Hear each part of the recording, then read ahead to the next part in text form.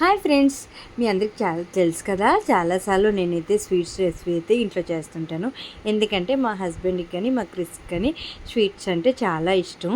అందుకే ఎక్కువగా ఇంట్లో హెల్తీగా చేద్దామని అయితే చేస్తాను.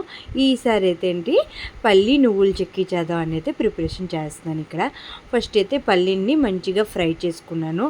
బాగా ఫ్రై చేసుకోవాలి, పచ్చి ఉండకూడదు అసలు. పల్లీలు అన్నవి ఫ్రై చేసుకొని మొత్తం అంతా పక్కన పెట్టేసుకున్నాను. దాని తర్వాత నువ్వులను కూడా ఫ్రై చేసుకోవాలి. మనకి పల్లీలు ఫ్రై చేసేటప్పుడు కొంచెం ఎక్కువసేపు పడుతుంది, కానీ నువ్వులు అయితే మాత్రం చాలా త్వరగా అయిపోతాయి. అందుకే జాగ్రత్తగా చేసుకోవాలి. నువ్వులు అయితే తొందరగా మాడిపోతుంది. దానివల్ల స్లోగా మనమైతే ఫ్రై చేసుకోవాలి. ఫ్రై చేసుకొని అది కూడా తీసుకొని పక్కన పెట్టేశాను. పెట్టిన తర్వాత ఇప్పుడైతే అదే కడాయిలో తగినంత బెల్లాన్ని అయితే వేసుకున్నాను. మోస్ట్లీ నేనైతే బెల్లమే యూజ్ చేస్తాను ఏదైనా స్వీట్ రెసిపీ చేసేటప్పుడు ఇంట్లో. ఎందుకంటే మమ్మీకి షుగర్ ఉంది కాబట్టి ఎక్కువ స్వీట్ తినకూడదు.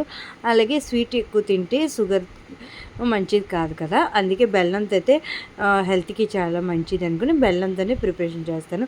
అయితే బెల్లం పాకం అన్నది కరెక్ట్గా రావాలి. ఇక్కడైతే నాది కొంచెం పలచబడిపోయింది అనమాట. పాకం అన్నది కరెక్ట్గా రాలేదు అనిపించింది నాకైతే. దాని తర్వాత బెల్లం పాకం అయిపోయిన తర్వాత అందులోనే పల్లీలు ఫ్రై చేసి పెట్టుకున్నాం కదా, అదైతే ఒలిచి కొంచెం 2 ముక్కలు చేసి అది ఇందులో వేసుకున్నాను. అందులోనే నువ్వులు కూడా ఫ్రై చేసి పెట్టుకున్నాను కదా, అది కూడా నువ్వులు కూడా వేసి మొత్తం అంతా కలిపి కన్సిస్టెంట్ అయితే కొంచెం పలచగా ఉంది కదా.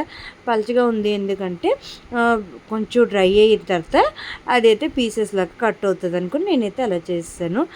దాని తర్వాత ప్లేట్కి అయితే కొద్దిగా నెయ్యి రాసి అందులో అయితే ఈ కలిపిన నువ్వులు పల్లీలు అయితే వేసి చల్లారబెట్టి మొక్కలైతే కోసుకున్నాను అనమాట. పాకమే కొంచెం తేడా కొట్టింది ఎక్కడో, దానివల్ల కొద్దిగా పీసెస్ అన్నది కరెక్ట్గా కట్ అవ్వలేదు. లేకపోతే ఓవరాల్గా టేస్ట్ అయితే బాగుంది. మీకు కానీ ఈ వీడియో నచ్చినటువంటి లైక్ చేసుకోండి, అలాగే సబ్స్క్రైబ్ చేసుకోండి.